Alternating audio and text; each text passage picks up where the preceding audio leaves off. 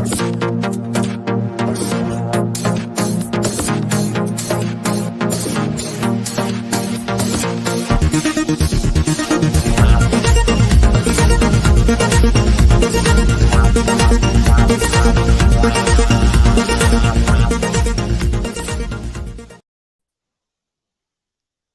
everyone and welcome to WEAVERBIRDS Live TV episode 3. Hey, that rhymes, doesn't it? I love it. WEAVERBIRDS TV episode 3. Do you say 3 or 3? Yeah, it's 3. Oh, now you've got me thinking about it. Come out before is what I say. So welcome everyone and thank you for coming to join us today or watching the replay.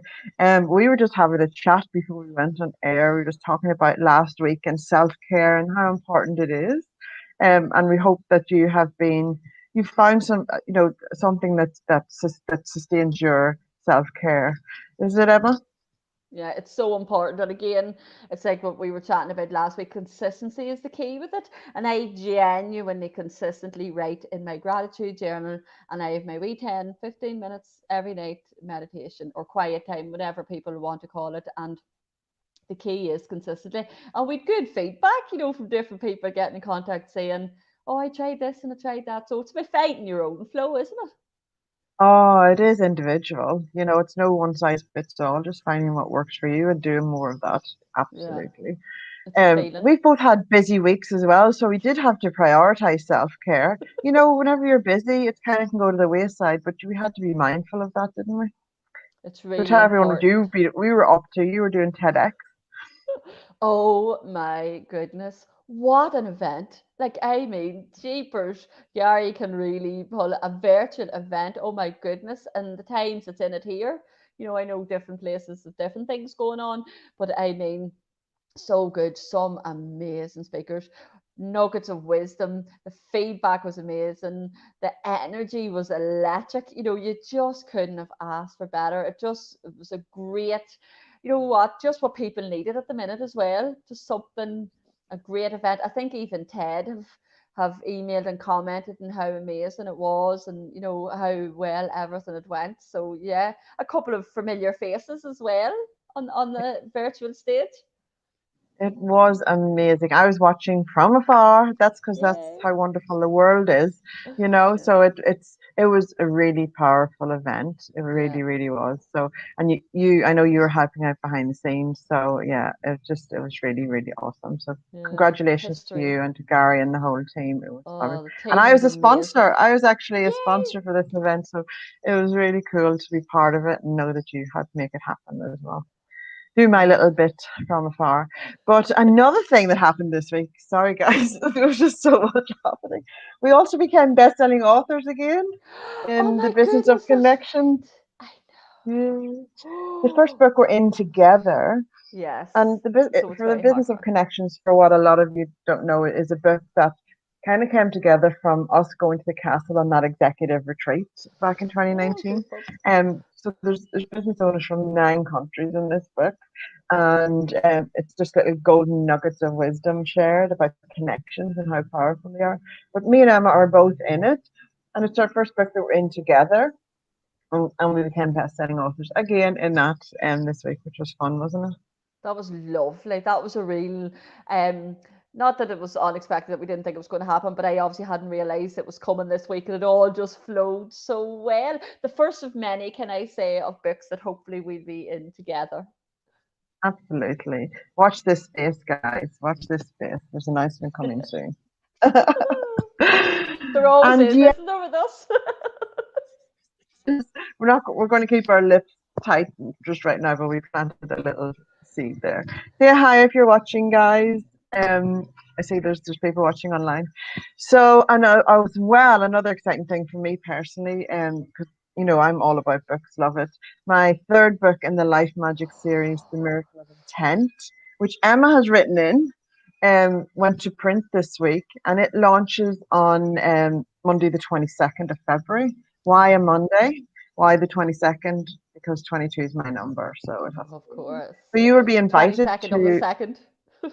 22nd of the second. Oh my goodness, it is too. So yeah, we're going to have a live event for that. So come join us and have some fun and things like that. And Emma's in that book as well, and it's a story that I wrote a chapter in it, and I think because I used to be a very closed person. I'm clearly not anymore. But I wrote a chapter. And I remember I was telling you, sis, and it came after I done the fire in the belly, and it just poured out of me, and it was not what I was expecting to be writing in your book, The Miracle of Intent. So I mean, yeah, it's pretty amazing. spoken about this publicly either, but I read your piece and I was like, that's what's supposed to be in this book, and it was amazing. It was amazing, and it is amazing. So watch this space. Of course, everybody else who's contributed as well, and also my golden nuggets are in there as well. So well worth the read. So let's get on with the show. Oh, Stop. okay. Let's stop fumbling. Let's go. Let's check our comments and see who's commenting as well. Oh no, it's not going to let me. All right, we'll just do this first. So, theme of this week is conflict resolution, and there could be a bit of conflict going on today between me and Emma because I didn't send our special guest the link to the show until late last night, and she may not have seen it.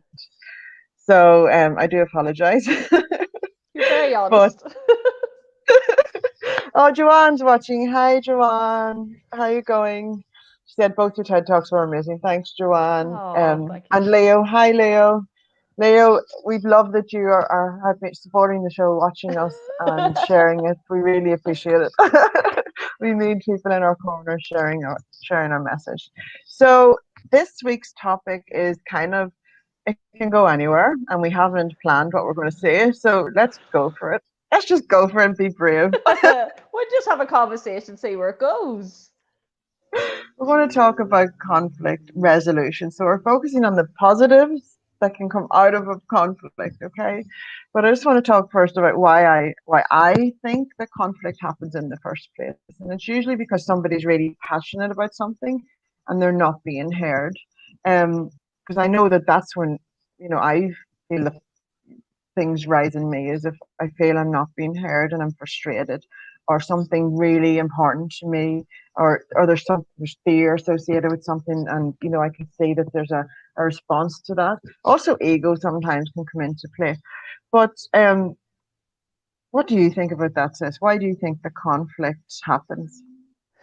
Well, I did think about this a wee bit because conflict can happen anywhere. Honestly, it can happen in families, it can happen in work, social events, anything at all. So conflict's kind of quite, uh, it's quite wide. It can be quite vast. And I had a way think about it, and I was thinking, and I know we're talking about resolution, but we need to talk about what may cause it to be able to find a resolution. And I was thinking, a lot of times it's miscommunication. And it's Mhm. also when people feel that their needs aren't being met because maybe they haven't communicated them properly, or as you say, they haven't been heard. When I was also thinking of this as well, and I was thinking, lack of boundaries sometimes can cause conflict in terms of, one person doesn't know where the other's at and they're overstepping boundaries. And again, communication, expectations, another one. People have different expectations of situations, or haven't felt heard. So um it can really come out of anything. Yeah, absolutely. It is such a wide scope, and like we could just delve into and talk about that for the whole day, never mind our 20-minute Yeah, show. But I suppose that the thing is, and I absolutely agree, it's quite often that the opportunity for a conversation hasn't been facilitated, because yeah, I know that tough conversations are tough, but there's no point in avoiding them. You may as it's important that the opportunity arises, that the circumstance that you can have the conversation, because quite often you don't you may a lot of people think that something is some way, but when the conversation happens, and whether that's between two countries or two people or if in a yeah, family or whatever it is, once the conversation starts, it opens up things, I believe, and creates an opportunity for positive change. And because I remember growing up and hearing that true conflict is the opportunity for positive change. And so I know I avoid conflict. I'm not a big lover of it, but if it's if it needs to be done with loving intention, that's how I approach it now. maybe not always in my life, but now I do, because I always find that that's the best case scenario, that you find the best results. What do you think, sis? Funny, I was actually going to say that. I was going to say, if it's coming from the right place, if the right intent is behind it, if the right meaning is behind it, and honest to goodness, I truly believe communication skills and styles are the key to resolving conflict and being aware of the other person. And I suppose that's where emotional intelligence comes into play, understanding how your actions, reactions, or even stuff like the tone of your voice or the mood that you're in or the way that you're coming across to another person, how you are can impact on the other person. So being self-aware is also Yeah, quite, and they talk about it a lot, and I've heard it a lot kind of recently, respond, don't react, respond. So I mean, if something's brewing or whatever, be honest, nip it in the bud, come from a place of heart, but respond, don't react. And that's where the difference can be. Again, we could be talking people, countries, you know what I mean? But I think if you are aware of how you're coming across as well, so not heated in that moment. And I probably talk about smaller conflicts when I'm talking about this, like I know I work in teams, and it's really important, and everybody comes from a different place, and you have to be so mindful and so aware of other personalities, where other people are coming from, and their communication style. So you really have yeah, to be considering the other person as well as yourself and getting the point across. And usually, if it's for if a conflict does arise, it's better to kind of air it, yeah. put it out in the open, no hidden, and just be straight. Absolutely, absolutely. And that's the thing, is that actually care about others, and but I have a big thing about expectation. Like, if you Yeah, are an expectational person, you're putting things onto other people. yeah, And you're all that is just like that's just a disaster, really, because you can't control how other people respond or react to things, but you can control how you do. And if something's making you rise, that you feel, you know there's something rising in you. You need to go inward, really, to see. And I'm talking about this again, but there's something within you, because it may not, it's not the same for somebody else. So yeah. see why that is for you, because it's important for you and your self development. We're here on this earth to grow and to learn and to become the best versions of ourselves before we leave this earth. So why not take the opportunity to learn and grow? And what annoyed us years ago may not annoy us now, and so it doesn't have to define us for all of our life as well. So I just think that's 100%. really important. You do Leo's asked a grow. You question. do grow. He has Yeah. not. You do grow out of conflict, I think. Are you ready? He's Um, the boy to be Thank you, asking Leo, questions. for your question. It's a really good one. What attributes do you feel are good for a person to have when resolving conflict? Oh. Yeah, Well, I'm going to back up what I've potentially already said and think that self-awareness of your own communication style, as well as being aware of other people's communication style, I think can help resolve a lot of things, or reduce escalating. Conflict's good. yeah, Sometimes it clears the air, you grow, sets boundaries, but I genuinely think as an attribute, as what Leah was talking about, your communication and understand other people's communication is probably a good one to have. yeah. Yeah, absolutely. And I'm going to come off the back of I hope that was a good answer for you. And I'm seconding what Emma said. We're not in court here, though, Emma, so we're just going to relax. People just care about one another. Actually, take some time to actually stop and care about the other person, and think, instead of reacting, going, "Oh, how did I stir this up in that person?" So be kind to them, and Yeah, and give them the opportunity to learn from why this is important to them. That's just how I've come to it, because I focus on the peace kind of thing now, yeah, where I like to keep the peace. But and I we deal with stories all the time. So stories are just so are personable, and can really just it really just goes to your heart. So you don't people are shielding of that as well, and that's understandable. Absolutely. We absolutely. have our special guest. today. Yay, Oh Sarah's my here. goodness, she's done so well. She could answer Leo's question better. Have us answer Leo's question. We're going to bring you on board now. Virgin Fitzpatrick's on. So hey, Virgin. We're going to bring our special guest, our conflict Oh, strategist, Sarah Blake in, and our adopted sister for today. Hello, Sarah. Hello, ladies. Mwah. lovely. So lovely to see you all. Oh, I'm just going to thank have to you move so this thing much. because I've got a thing across my face. Right. There we go. You look beautiful. It's fine. Oh, So thank Sarah, you so thank you much so for getting much. up. 6 You a.m. know what? Today I didn't get your message till a little bit later. So hi everyone to the world. I got ready. Look at this face in about 3 minutes. So I'm pretty impressed with my effort this morning. So hi, and ready to go and talk conflict. What a start to the day. I was just listening to what you had to say. You know what really stood out for me, what made me joyful about talking about conflict is that you recognize how beneficial it can be and how positive it actually is. And we all feel terrible about conflict. We don't want to talk about it. We don't want to deal with it.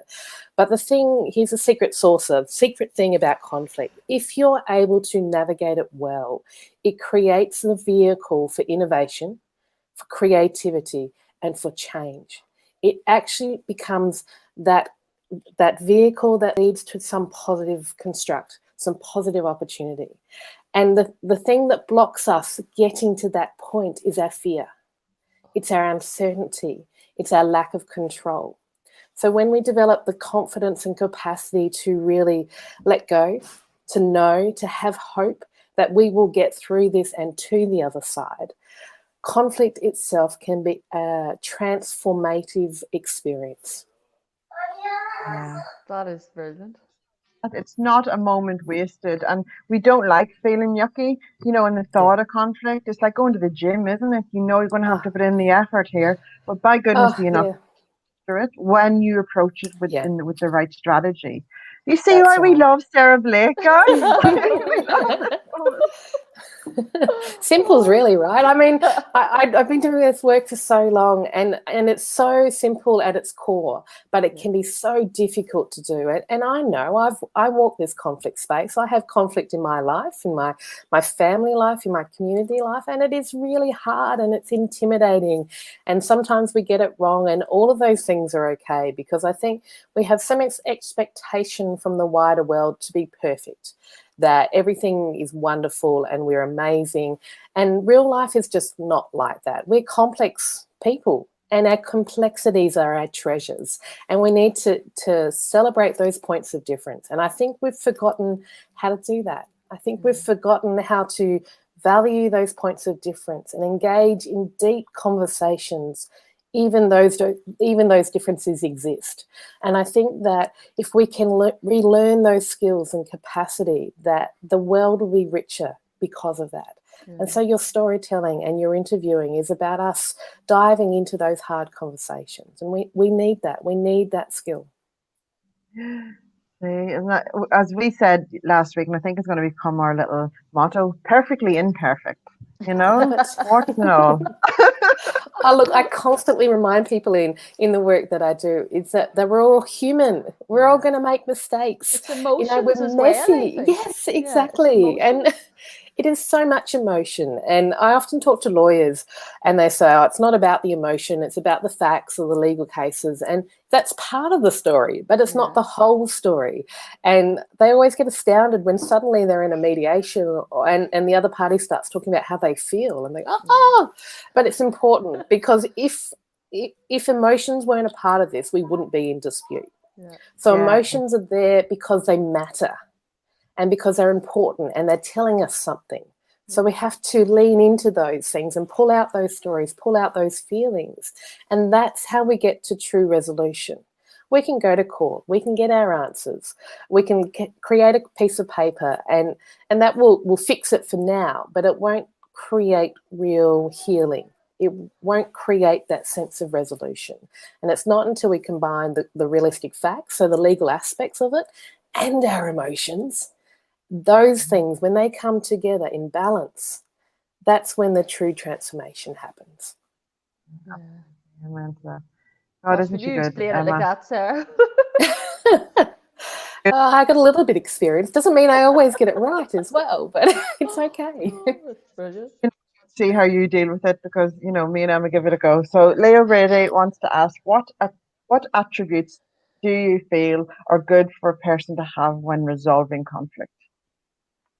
A little bit of calmness. I think the attributes of, in that moment of conflict, when you know it's coming or you're stuck in the middle of it, the capacity to just breathe, to say to yourself, okay, let's take a moment here and not react. So it's your self-discipline, your emotional awareness to be able to hold you in a moment and not react. I think that that's fundamentally the difference between someone who will inflame the conflict and someone who's able to hold some space for good decision making.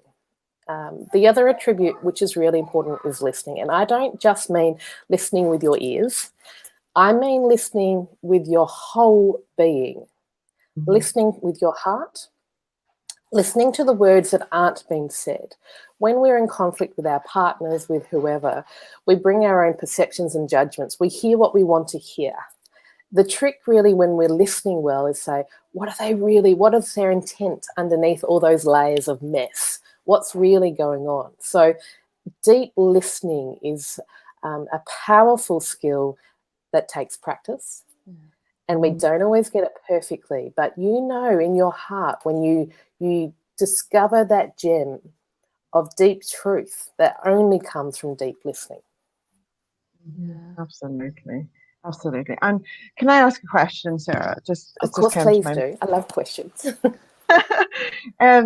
What do you think about, as we, obviously I grow and I am mindful of who I surround myself with. I like to, it's not that I call them my people, I just like to surround myself with people who have shared values. And yes, sometimes we don't have the opportunity to be blessed enough to have the people around us who share the same values, and so then there's less conflict. Yeah. But do you think that's a good idea, that people should have that self-care kind of aspect of surrounding themselves as much as possible with people who complement them? Yeah, I think that we all need an inner circle of people who are safe for us. Because it's in that safety, the deep trust, that we can be vulnerable. And the vulnerability is what helps us to explore and grow. So, I'm very conscious myself of who I surround myself. I have groups of friends that are people that like to get drawn into drama, and that gives them a sense of purpose, and that's okay for them, but that's not what I want my life to be a part of. So I'll put my toe into those groups here and there, and that's great, but it's not my core sanctuary. And this sanctuary is a really different space to my capacity to engage with a wide and diverse group of people, which I love, but it's not my home base. So I do think this notion of having this home base is critical, because it enriches us, it builds us up so that we can step out then and deal with those differences and deal with those dramas and those confusions, because that all takes energy. Yeah, and when your home base is that sanctuary, then yeah, absolutely. Wonderful answer. Thank you so much. Emma, do you want to, because we're really going to go over time today. I know we're going over time, so I'm not really going to comment anything other than I totally agree that through conflict comes learning, growth, and it's not always a bad thing. People then understand the expectation and boundaries around them. So if it's, I don't know, maneuvered properly, I don't really want to say managed, if it's dealt with properly, I think it can be a good thing. Yeah. And I don't think we don't want to diminish the pain and the grief and all of those things, because that is also part of your story, your journey. And it's hard, but let me give you hope as well through that, because there is amazing opportunities out the other side, and trust that if we do it well and if we come with good intent, that it's amazing what the world delivers for us beyond. Yeah, absolutely. And I just want to share with everyone, Sarah came to Castle with us as well and became another best-selling author in our book. Leo might enjoy to hear that, because you know you came to the castle. You actually wrote poems at the castle, and you released a book called Reflections. You don't have it close by, no? Oh yes, you're going to have to see my bum as I reach across my cover, but yes. Anything happens on WEAVERBIRDS. Now this is just the written version, but I have a stunning photography version of this, and it's called Grounding, collection of poems, the business of peacemaking, culture and decision making. And one of my most favourite poems actually in this book was written in the castle, and written about my experience in Northern Ireland, in Ireland. And I felt such a sense of connectivity, I think, over there. It was familiar, it was home, and I really loved that. So yeah, so check out that book, guys. We highly recommend it. People want to get in contact with you, Sarah, where are you? I'm on all the usual socials. Check out smblake.com for my website, LinkedIn, Facebook, you name it. I'm out there, and make sure it's SM Blake or Sarah Blake Mediator, and get to the right spot. Because you will find somebody else that's really, that's not Sarah. It's not me, okay? Conflict Management Mediator, SM Blake. Sinead has said, great listening as always. Thank you, girls. And Joanne Henry says, great conversation. Melissa Billman's here with us. She came to the castle with us.